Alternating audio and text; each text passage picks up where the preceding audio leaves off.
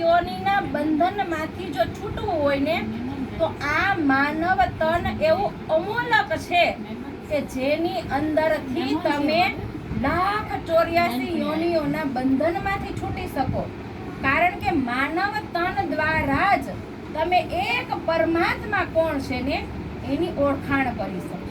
અને પરમાત્માની ઓળખાણ થયા પછી કીધું કે જીવની અંદર લેશ માત્ર પણ કોઈ વિકાર રહેતા નથી.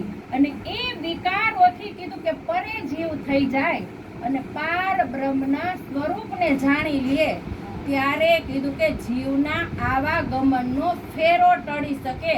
બાકી મનુષ્ય તન મળ્યા પછી પણ આવાગમનનો ફેરો ટળી શકતો નથી. આપણે કહી કે આપણે કેટલી બધી ભક્તિ કરી લીધી, પણ ભક્તિ તો કરી લઈ, મુક્તિ આપણી કાયમિક નથી મળતી. મુક્તિ આપણે ત્યારે જ કાયમિક મળે છે જ્યારે એ પાર બ્રહ્મ પરમાત્માને જાણી લઈને, એની લીલાને જાણી લઈ, એના ધામને જાણી લઈ, ત્યારે જીવને પછી આ સંસારના કોઈ મોહજન્ય અંદર વિકાર રહેતા નથી. અને જીવ સ્વયં એ આત્મ સુખની અંદર સ્થિત થઈ જાય ત્યારે એ જીવનો આવાગમનનો ફેરો ટળે.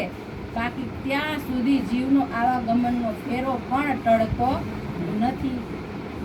વાણીની અંદર કીધું કે અવતારો ઈત ક્યાં કિયા જો દઈ ન બકાકી શુદ્ધ તોલો દ્વાર મુંદે રહે આયે ખોલે વિદ્યા અભિનંદન બુદ્ધ. કે આ અવતાર આ સંસારની અંદર થયા, પણ વિષ્ણુના 24 અવતાર આ સંસારમાં આવ્યા ને એને કોઈ અખંડનો દરવાજો ખોલ્યો નથી. જ્યાં સુધી વિદ્યા અભિનંદન બુદ્ધ નિષ્કલંક સ્વરૂપ આ સંસારની અંદર ન આવ્યું ને ત્યાં સુધી અખંડ મુક્તિનો દ્વાર ક્યારેય ખુલ્યો નથી. આ જો 8 બહિસ્ત બનાવીને જે અખંડતાની